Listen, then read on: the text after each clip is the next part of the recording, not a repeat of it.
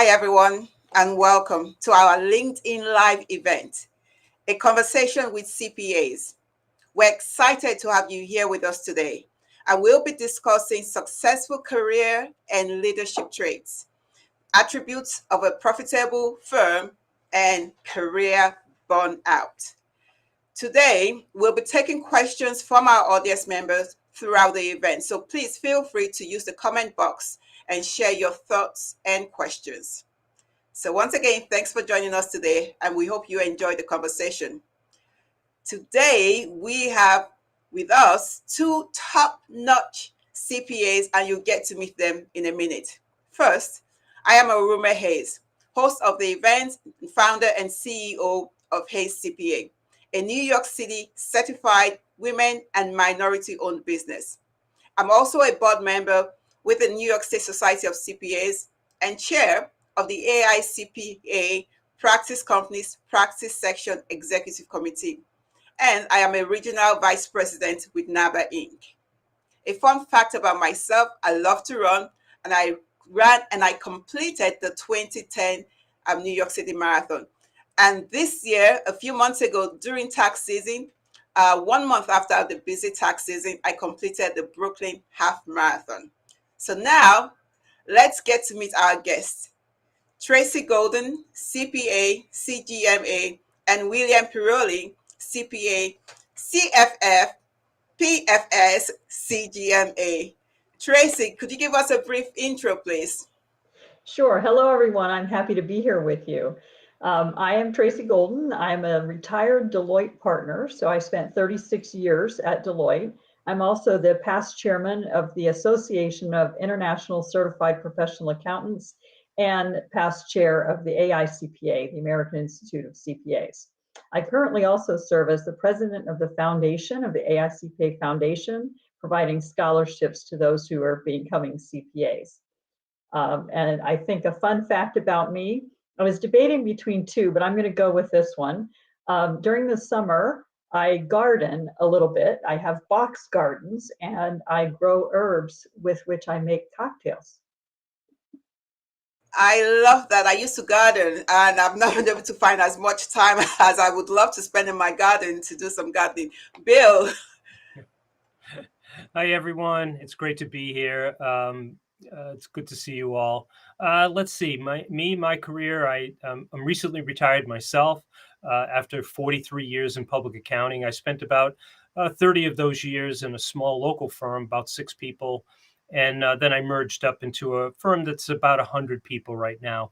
I am the past co-chair of the Association of International Certified Professional Accountants and the past chair of the American Institute of CPAs. And Tracy Golden was my chair. I was vice chair to Tracy. So Tracy and I have spent an awful lot of time together, unfortunately, most of it virtual, as we are the COVID chair and vice chair.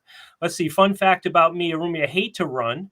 But I do love to garden and as well. And during COVID, COVID turned me into my grandfather. So I dug up my entire backyard and I have a massive shade garden back there that every once in a while I think, why did I do this? This is a lot of work, but I love spending time out there. Lovely, great. It's nice to be out in nature sometimes, and I think of it as also being very therapeutic. So let's talk about accounting. Talk about how did you get into accounting, Tracy? Okay, well, when I first started college, I went to Georgetown and I started in the College of Arts and Science, which does not, in fact, have a business program. And so I spent my first year because my goal was to be the president of the United States at that time when I was in high school. But then I was in Washington and decided, no, that's probably not what I want to do. And I looked at the business school at Georgetown and transferred into the business school. When I did that, I looked at all the majors and I said, well, the one that is the most versatile, the most flexible, and will provide me the best background is accounting. So I picked accounting out of that. I had no real role models in accounting in my family or anything, but when I looked at all of the opportunities, I said, that's the one that I think will take me the farthest. And I think I would say that it has. Nice. Thank you. Yep. Interesting. Yep. I just love the profession. And Bill, how did you get into it?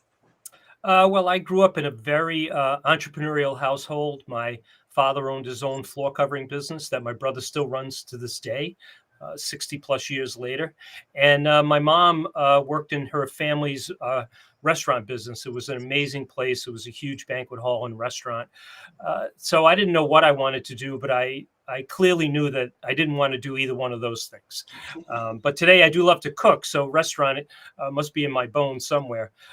So I went to the local community college, and I was actually inspired into the profession by one of my professors, a gentleman by the name of Jack Renza, and it's been awesome. I've had the chance to show Jack off, and I highlighted him in the Journal of Accountancy, and he's an incredible teacher, and he inspired so many people into this profession. But that's how I got there.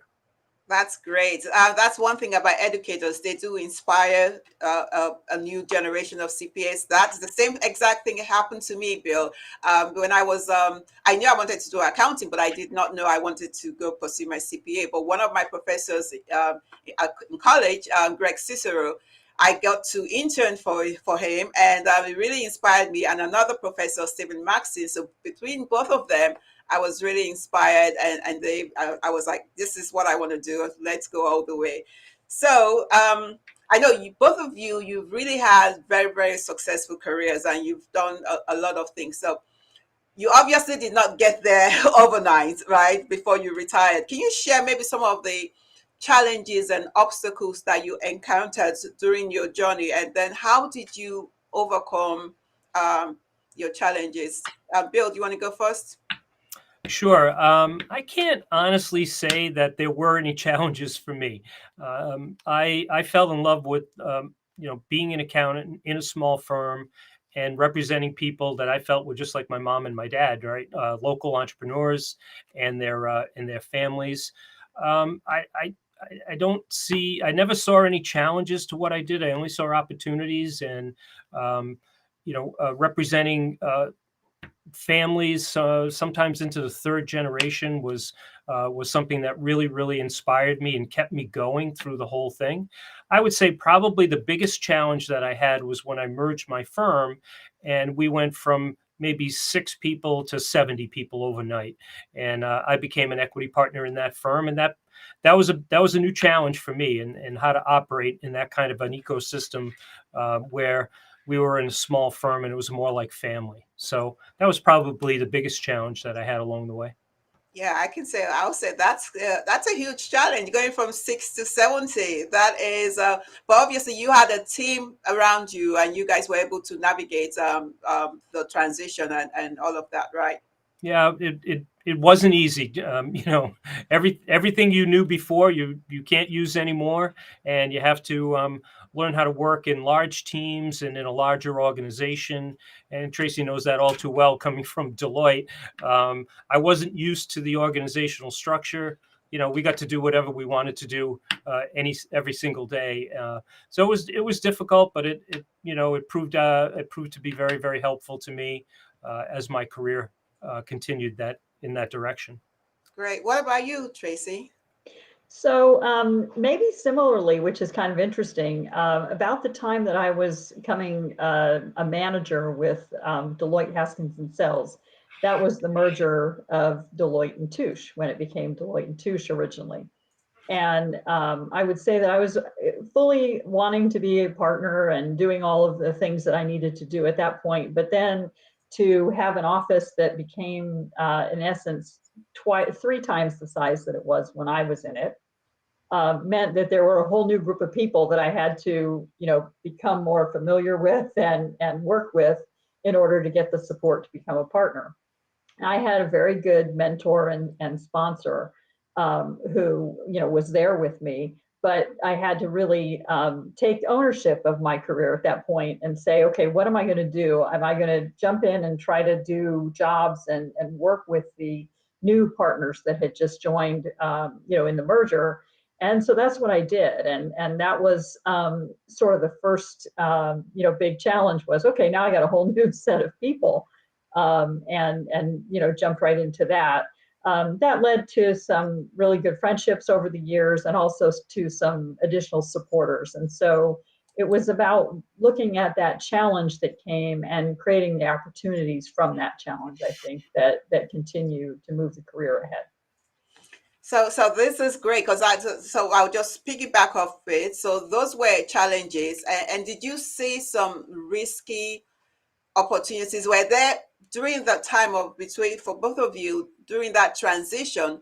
Were there times that you thought maybe going down this route, this is a really risky project or opportunity that I don't want to go? Is it better for me to go the safe route? How do you navigate when such a situation arises? And what would you say to for CPAs to seize opportunities instead of shying away from the risk? I'll start, Bill, and then you can jump in if that's okay. Yep. I would say that, it really is about taking that step forward.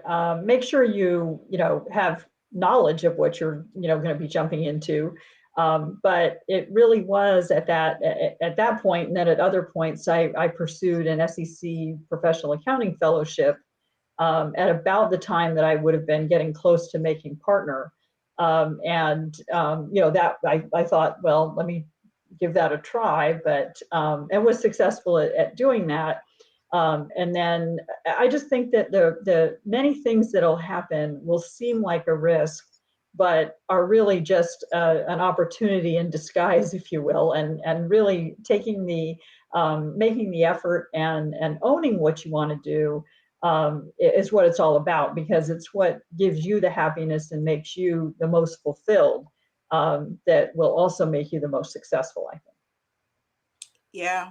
Yeah, Bill? I think for me, the risks were around the people that I had with me, my 6-person firm. They didn't sign up to be part of a larger firm. They signed up to be in a small local firm.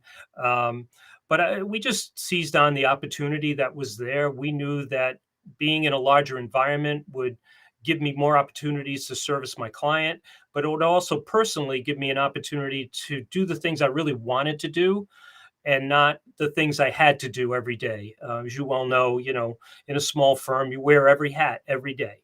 And I just wanted to, represent my clients in a particular way, doing particular services. And being in a larger firm allowed me to do that. It allowed me to pick and choose the things that I really wanted to do. And Arumi, if I can just add on to that, Yes.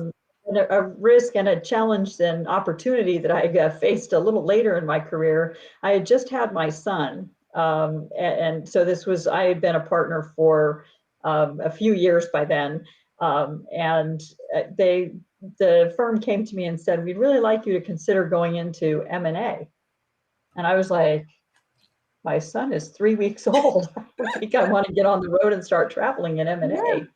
So it was a risk, though, to say no, right? Because that's a great opportunity at a firm like Deloitte. Yes. So I reached out to some of my mentors and supporters, and I talked with them, and I figured out that the best way to say no, but I wanted to say no, and I did.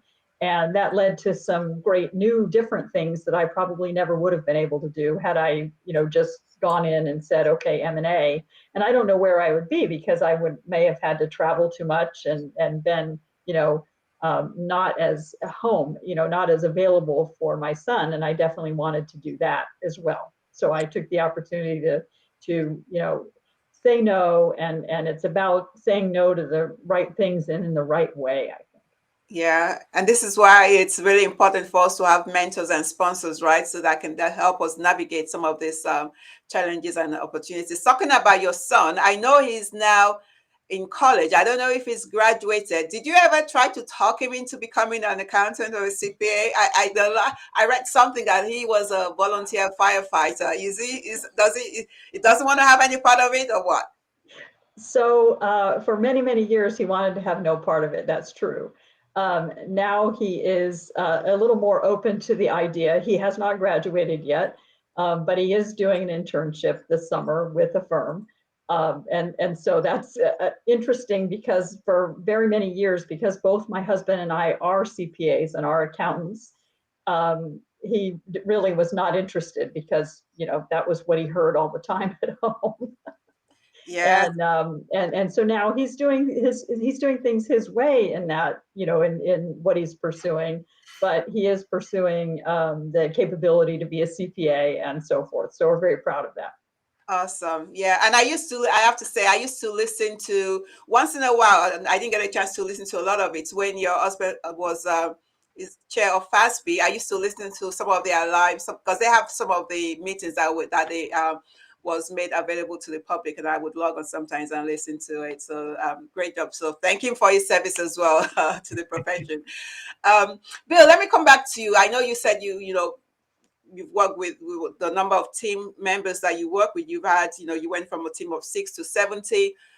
I was listening to a Journal of Accountancy podcast this weekend while I was out running. And one of the things that the guest was talking about was the feedback that high achievers, one thing they always complain about is that they don't get enough feedback from their higher ups, from their managers, or because people feel that they're really good and they're able to achieve on their own and they don't lead. Whereas with somebody who's struggling, they might get feedback. This is what you need to work on. What do we say to high achievers, or what would you say to encourage them, to tell them that, yeah, you're doing great, instead of just saying pat on the back, you're doing great, but maybe, give them some additional insights or advice? What do you think about that, Bill?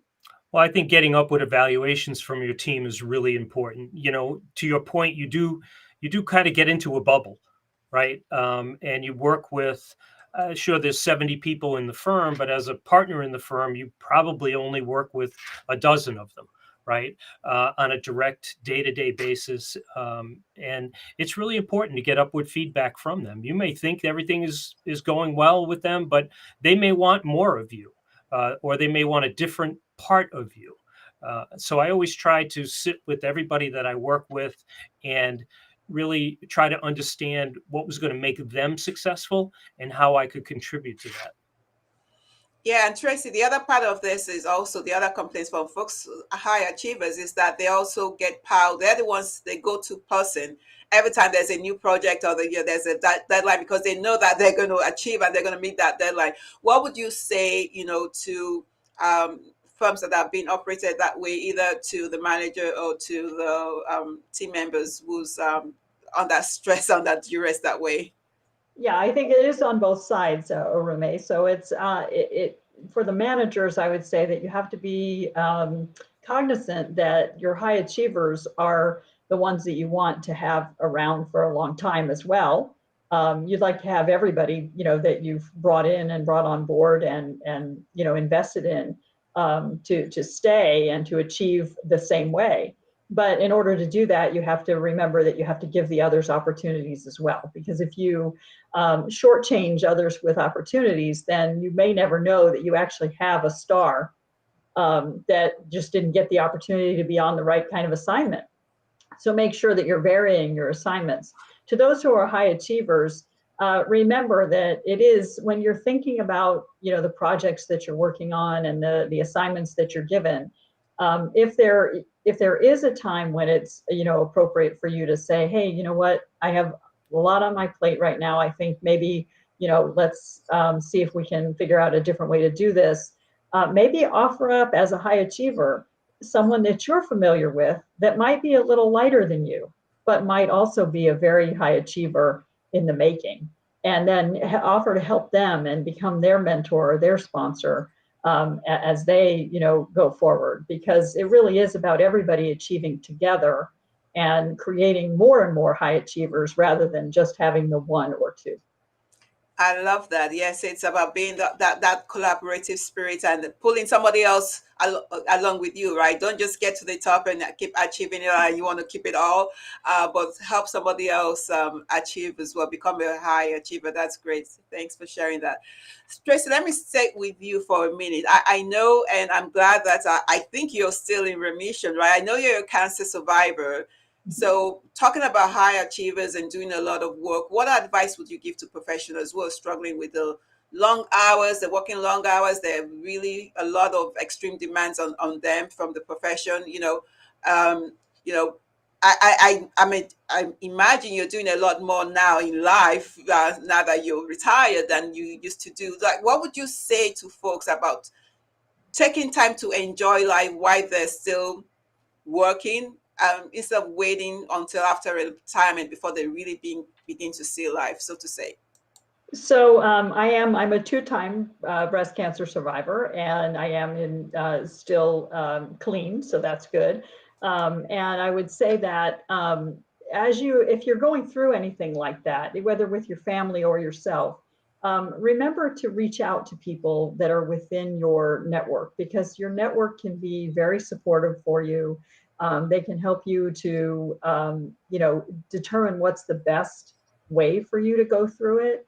As coworkers, just ask, how can I help? Is there anything I can do? Be there just to listen for somebody who might need to just talk about the experience, for example, and those kinds of things. If you're looking at, everyone it has both their home life and their work life. It is what it is. I don't like to think of it as a balance, because I don't think it really, it always balances exactly. So it's, how do you fit everything in that you want to do? And how do you make it all work together? Sometimes you have to lean a little more one way and a little more the other way. I mean, you have to do those things that make sense for you, and work with your teams. Nowadays, I think that we have much more flexibility in how we work, where we work, and what hours we're doing those things. And so if there are things that you like to do, if there's a league that you want to be part of, and it happens at 4:30 on every Tuesday, and it's a 4:30 to 6 kind of thing, whatever, then work it in if that's something you really want to do.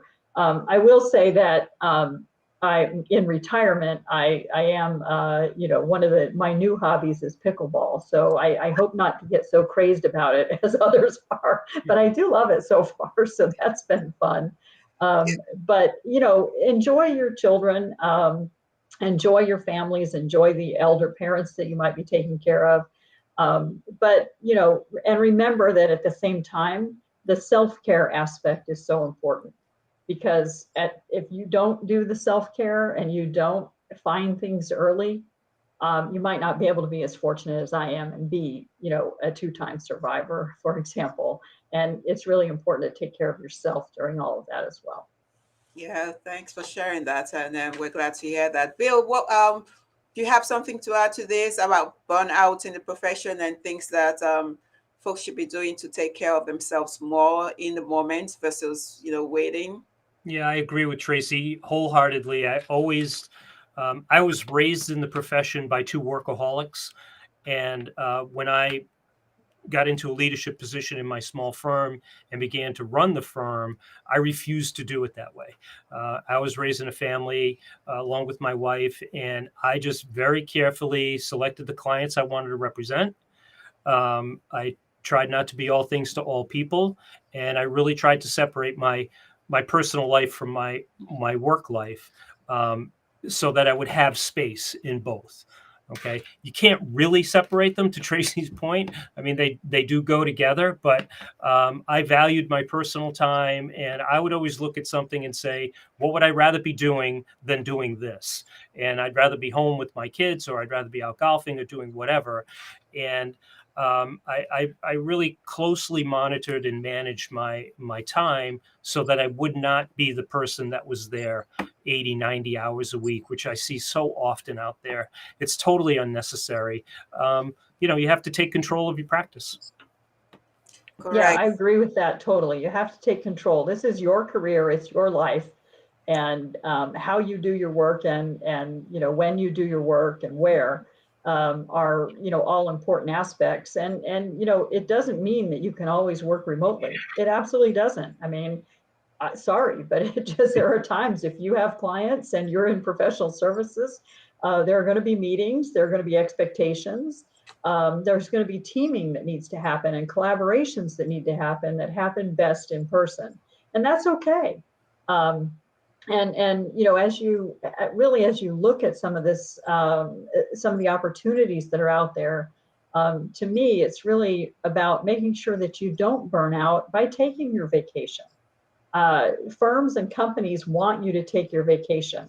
They really do. They've added more of it, but people still aren't taking it. So it's become a cultural thing with us here. But we really need to start, all getting away and taking the time to unplug and doing those things so that your batteries don't wear down.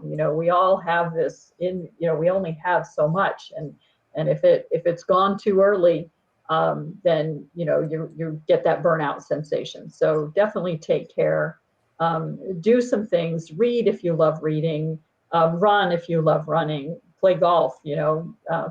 Pickleball. Yeah. Yeah, that's where that, yeah, I love what you say, Tracy, but it's where that's, like you said, a lot of folks are not taking advantage of the opportunities that has been offered by the firms. I hear of firms, of companies offering unlimited PTO, unlimited time off, unlimited sick pay, and all of this stuff. But what I'm beginning to hear a lot now, I don't know if you guys hear this on social media, a lot of, not, I know not every accountant or CPA is out on social media. Not everybody, expresses themselves on social media. But the loud voices on social media seem to hamper down about, they really hammer down on the burnout in the profession. And I think a lot of this negative talk, they talk about the working 70, 80, 90, I don't know, 100 hours in the profession.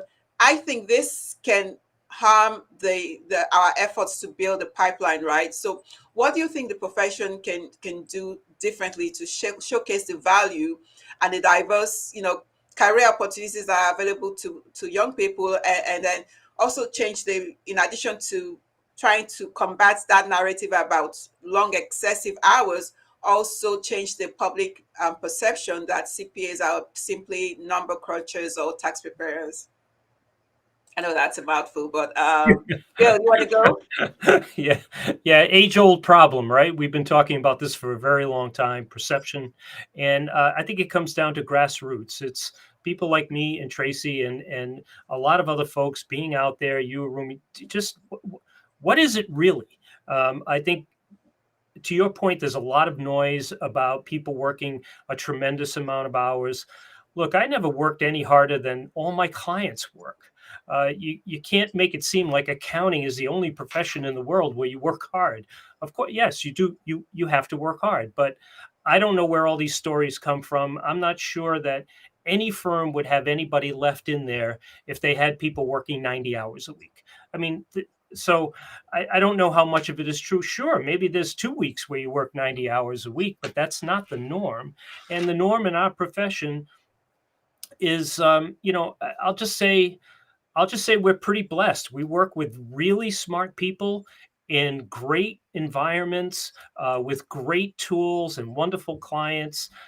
So I think that's the story that needs to come out, not how many hours we spend doing that. So I don't know. I've been fighting this for 30 plus years in my volunteer career and trying to change that perception, because it's been very good to almost everyone in this profession has become very successful at it. Yeah. Yeah, I agree. I think we have been talking about it for a long time. I worked, obviously for a very large firm for a long, long time, and I can't say that I didn't have a time period or two that I was very busy and I was working a lot of hours. But it wasn't the 36 years of my career. I assure you, I know I would not have made it 36 years working 80 hours a week. That would have been untenable. And are there times when your clients, need something that may take, more time? Yes. Are there also times when you should be taking advantage of your PTO, of your time off, and getting away? Absolutely.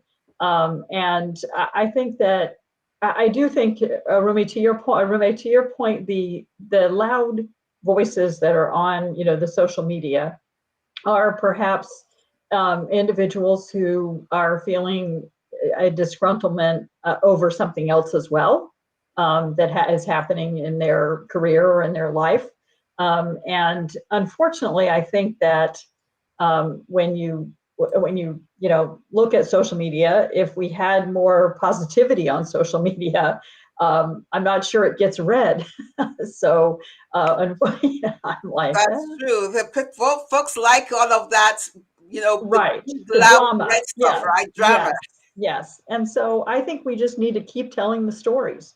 I think we need to keep telling the stories that are Bill and me and you and what we do. I mean, you don't run while you're in the middle of a meeting at a business. You run because it's something you like to do. All of us have great stories about the times that we did work hard and we had a very great success with one of our clients because we helped somebody achieve something that they really wanted to as well. So we have passion for doing that, and that's when we will put in that extra time, I think, and when we should. And of course, as you come up through your career, you're working hard because that's how you get ahead. And it doesn't mean that you work all the time. It means you work smart. You do things where you're passionate about them, and therefore they're fun for you and they're good outcomes for you. And so I think we need to be telling more of those stories because I think that's what's not coming out there. Yeah, I agree. And I think I'll write, I've been trying to find time to write an article on this, but I haven't had the time. But during tax season, I actually took 2 weeks off and I went to Asia. I visited 3 countries: Thailand, Laos, and South Korea. And this was immediately after the March 15th deadline and before the start of, I just took 2 weeks off in between that and the individual, the 4/15 deadline. And folks say, how did you do that? Because I planned, work like crazy, you make it happen. And I had a plan in place and I had my team in place. And I knew that, we would be able to keep on operating and continue to meet the deadlines and whatnot. And so it's like, yes, when I come back, before I left, I worked like crazy. When I came back, I worked like crazy. But it's like you have that time in between to do things that can rejuvenate you so that you can continue to serve your clients. And let me come to you, Bill, talking about serving the clients. We love to serve our clients, right? We're trusted advisors, but we also want to be profitable, right? We want to have a profitable firm. So can you, I attended your session at Engage, which I really, really enjoyed, on profitability. Can you speak to us about firm profitability? Maybe, there were, obviously we cannot fit 1 hour of your presentation here, but maybe share with us some of your the top 3 billing meets, and then also share some tips on how we can move a firm's profitability from good to great. Yeah. If I had to sum it up, and we said it earlier, it's really about taking control of your practice, right? And running your business like a business, and stop trying to be all things to all people, and really being purposeful on the business side of your accounting firm. We're all good accountants, right? That's a given, but not everybody is really that great at running their business. So it's about paying attention to details, doing things purposefully, and don't fall into the normal traps. Billing myths. My clients are complaining my bills are too high. All clients are fee sensitive. That's not the point. The point is communicating with your clients and having the right crop of clients, the people that you really want to service. So I spend a lot of time with a lot of firms teaching them how to prune the tree, eliminate unprofitable clients, eliminate problem clients, really focus their efforts, especially smaller firms, in doing less, right? But really going deep in a particular area, and that'll really drive repetition. And repetition is efficiency, and efficiency is profit. And big firms have done this forever, and I think small firms sometimes get into the trap of, I have to service that person. They knocked on my door. I really need to help them, whether they fit or not in your firm. And as your firm grows, some clients just simply don't fit anymore. So it's really about taking control and taking charge of your own practice, and running it more like a business than a hobby. Yeah, I mean, absolutely. As a big firm, we had a practice every year of sitting down and looking at the profitability of each client and also at the risk of each client and whether those two were aligned. And we had in essence, you have to decide which clients you're no longer going to serve, which ones are you going to target to become, a new professional services provider for, and then grow your business in the best way that you can so that you have the right risks. And I'll give you another good example from my peer review days. Dabblers of, somebody who just gets in and audits a one-off or a one or two of the same kind of company or the same kind of entity generally have more problems with those audits because that's not what they do as their book of business. So be careful when you're doing those kinds of things. Make the right decisions for your firm, and I think that helps profitability a lot. Yeah. And we're in a time where we're in incredible demand. Incredible demand. I haven't met a practitioner in the last 3 years that tells me they have more work than they can handle, right? It's part of the people problem. So why would you hang on to clients that just don't fit anymore when you have so much untapped business and opportunity waiting for you that's of a better quality? So it's, to me, it's about that. It's about focusing your efforts in your practice. I love that. Yeah, I think that's what I'm doing a lot more of that now, getting rid of problem clients. When my firm, it's I went past the 5-year mark, so I'm out of that danger zone. But when I started, I took in everyone that came in through the door. But now I'm able to take my time and really do my analysis and see if they're a good fit for my firm before I say yes. And for the problem clients, I now have no problems letting them go. Previously I would be like, oh well, they're contributing a lot to my to my revenue. I really can't afford to say goodbye. But yeah, for the first time this past in December, I sent out a billing letter of increase of revenue, billing to the clients, and some of them said, fine, your fees are now too high for me, I can't come back. I'm like, okay, fine, that's okay. We'll see you, good luck, let me know if you need anything, if your new CPA needs something. But previous I would have been like, oh, that's okay, just pay me what you want to pay me, and I'll we'll keep on servicing you. But let's talk about the CPAs. We know we have to be lifelong learners, right? Where this is something that we're constantly trying to upskill our knowledge and stay on top of new tax laws and regulations. What kind of advice would you give to aspiring CPAs who are still navigating their education journey, and they're seeking to develop the skills that are necessary for them to succeed in this profession? So we know they have to have the technical skills. What other skills do you think they need to develop for them to be successful in the career, in this profession? Go ahead, Tracy. Yeah. Okay, I'll start then. So I think it's critical for people to focus on making good judgments and learning how to make judgments in accordance with a framework where you're actually thinking through, the process that you're doing around judgments. So the critical thinking skills that go along with the technical skills that you have that allow you to apply the technical skills that you have in the best way. It allows you to analyze data better. It allows you to think through things. Also, I think it's critically important that you focus on learning about communication skills and getting better and better at that, because the importance of technology and using technology is then communicating to your clients and to those you work with what's the outcome of the technology, what's the output, what is the technology telling us, and how can we benefit from what we learn through the technology. And being able to deliver that in an appropriate way is I think, important.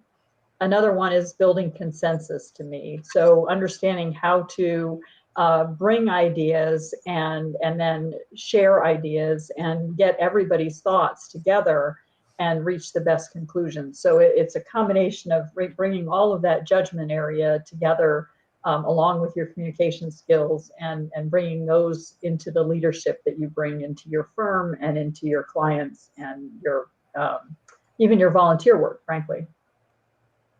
Yeah, for me, that's great, Tracy. But and for me, it's all of those. But I always talk about communication. When college students come to me and say, what should I take? I tell them to take anything that teaches them to read, write, or speak in public. Because you could be the best accountant in the world if you can't communicate what you've done to someone else, or you can't be a good mentor, then it doesn't matter. It doesn't matter. So practice with professional curiosity. Always ask the why, not just the how, and communicate, and take anything that will help you be a better communicator. And I always like to add, please learn how to run a meeting. get get better at your meeting management skills. Tracy and I have sat through, and I'm sure you have too, hundreds and hundreds of meetings, and learning how to run a good meeting so that not only does it start on time and end on time, but you get the most out of everyone. That's part of communication as well. But you'll be in a lot of meetings in your life with staff and with clients. So get better at that. I That's so love that. true. Go ahead. You were going to say, Tracy? No, I just said that's so true. Yeah. Yeah. And I want to say that in addition to that, it's all true what both of you said. So, but this is also the first time I'm hearing this spin about knowing how to run a good meeting. And I think that's so true and so critical. We look at the other things like communication, team building, and collaborative skills and all of that, but also definitely knowing how to run a good meeting, being able to stay true to time and making good use of everyone's time. Those are all very, very important skills. Um, talking about skills and time, let's talk about people.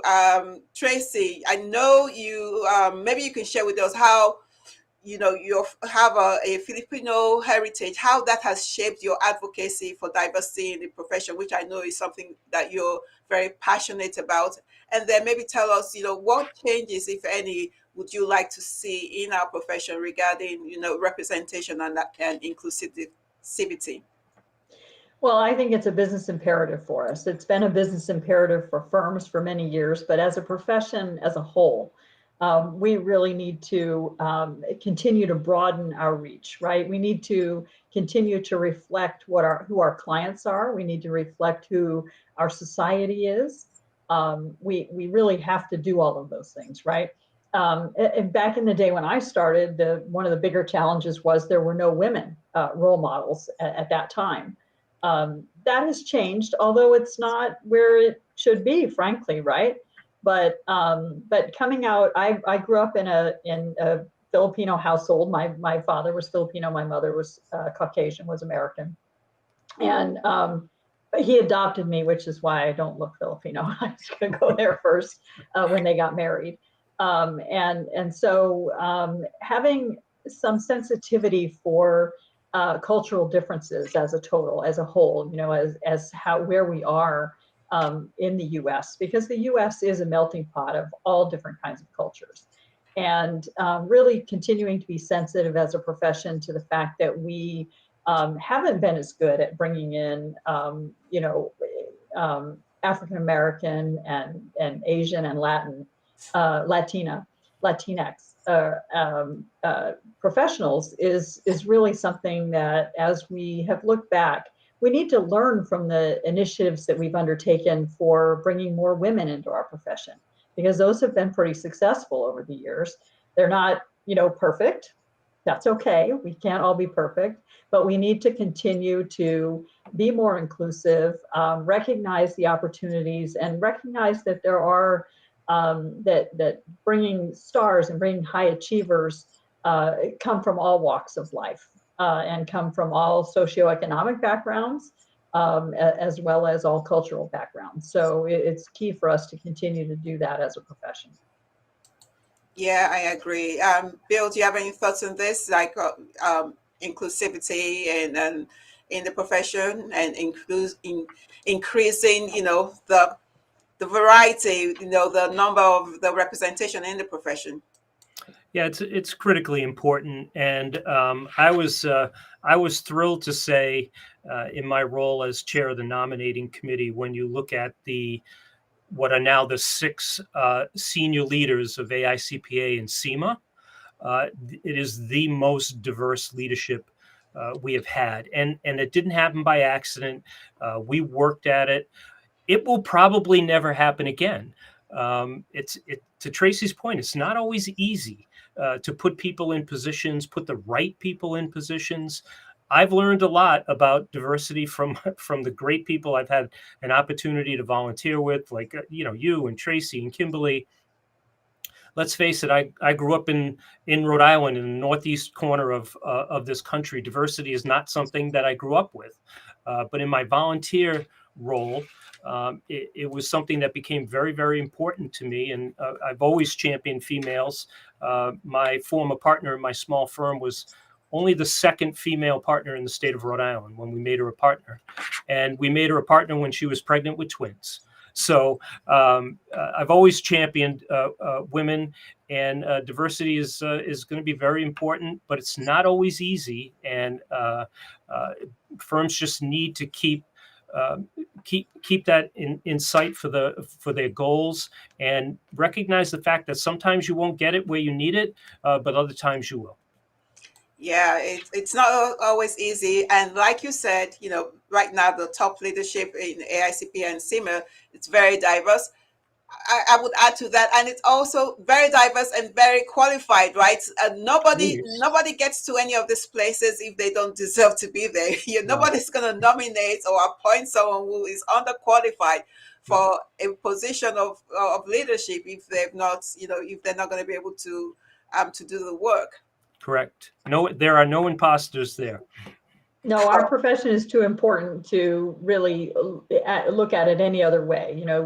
There are plenty of qualified people of all different backgrounds in our profession. And I'd love to make a point for anybody that is feeling like they would love to be a part of the volunteer work in the profession. Reach out to one of us. We're still connected. We do a lot of work to get volunteers into different places.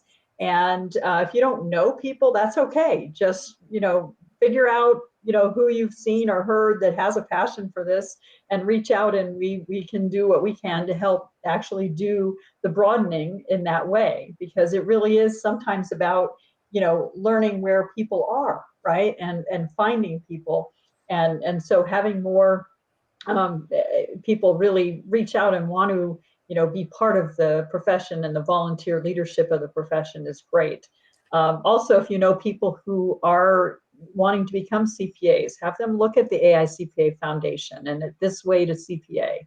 Great stuff out there that's available for those who are trying to make this a career. This profession is awesome.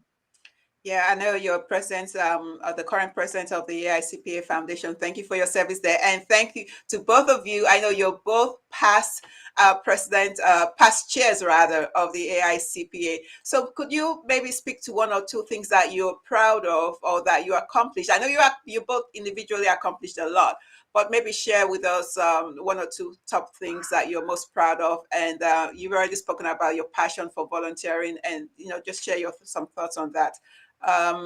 Tracy, you want to finish that thought on your tenure, and then we'll go to Bill? So in the volunteer world, I am happy to say that I started volunteering after my service at the Securities and Exchange Commission. So got involved with the AICPA that long ago now, which leads me to, like, I don't know, 25 or 30 years, which is really weird. But it's a long time. It's great. And it really is, something to be proud of, because as you help, think of it this way. I'm thankfully the only chair that was all fully virtual my entire year as chair of the AICPA and of the association. But we had a lot to do during that time period. We had more meetings than we've ever had in terms of the numbers, and more important things to discuss to help our profession to keep moving forward and to keep being the support of the economy that it needs to be during that time period. And so I'm really happy that I had that opportunity, even though I may have missed out on some of the travel and meeting people in the field directly. These kinds of venues that we're doing today are awesome for that as well. So I thank you for inviting me today, Arume. Yeah, thank you. And you guys you did a lot during your tenure. You guys, all of the tools and resources that you shared with us, got us through COVID, gave us the tools and resources that we needed to be able to service our clients. So it was just a lot. And Bill, you succeeded, Tracy, right? I did. I did. It was my honor. Tracy and I got very close. All the chairs get very, very close. It's an awesome position, and I don't think there's not a single other thing that I've done that has advanced my career more than being a volunteer. I mean, if you just think about the people that I get to sit with on my left and on my right, it would be a who's who of the profession, and you get to learn so much and really meet people you would never meet in real life. Never. Tracy and I would have never met in real life were it not for our volunteer work. And between the two of us, we now have friends not only all over the country, but all over the world. And it's just an incredible experience. I was 26 straight years of volunteering. You know, I was chair of PCPS, which I loved. And all along the way, I always thought all of those were going to be capstones. Chair of PCPS, capstone. Being asked to be on the board, capstone. Wow, this is great. And then, getting the nod to be chair was amazing. So literally the best thing I've ever done in the profession is be a volunteer, state and nationally. Great. Thanks for sharing that. So anyone, if you're hesitating and you think it's too much work, yes, you have to put in a little bit of work. I always say to folks, don't volunteer for a position if you're not going to show. If you just want to put it on your resume, that's a no-no. You want to show up, put your name out there, and then do the work. So let's get to know before we're coming up to the top of the hour. Before we do that, know a little bit about you, both of you personally. So I know, Tracy, that you love collecting wine. So maybe you could share with us a story about an interesting wine that you have in your collection, if you don't mind. So I will do that, Arume. I will say that I decided at one point to become an investor in a winery. And so have some favorites there. The best thing that happened there was they brought out, it's Hall Wines. And the best thing there was they brought out a Pinot Noir line that I love. And so the Walt Pinot Noirs, if you are a Pinot Noir fan, are worth trying because they're delicious. And I try to make it a point to try new wines every year and not just drink the same ones that I have. But my very favorite, in case you're wanting to know, is Chateau Saint Jean, which is a California winery, Cinq Cpas, which is one of their blends. Wow, Chateau Saint Jean. Yeah. I will try one of these days when I'm in a nice restaurant, fancy restaurant, maybe pick one up and try it so I can say, I've had a wine that was in Tracy's collection. So, Bill, I know what I read somewhere about you that you met your wife. I think she was in drama. She was in part of the drama class or drama club, and you were a member of the choir. So I was wondering if you would sing a chorus for us. And if you don't want to sing, I know your family comes from, you spoke at the beginning of this about your family life being in the restaurant business. Maybe share a quick, there's no such thing as a quick recipe, but maybe share with us one of your favorites. What's your favorite Italian dish? Well, I definitely won't sing for you. My wife is the professional singer. Yes, we met in high school on stage doing Gilbert and Sullivan. And of course, she was the soprano diva and still is the soprano diva. And I was just there because, honestly, that's where all the girls were. I should have known. I just showed up to be in the choir, and it was great fun. The rest the cooking was in my blood, I guess. I didn't know it at the time, but I do love to cook. One of my favorite things to do is just to make something out of nothing.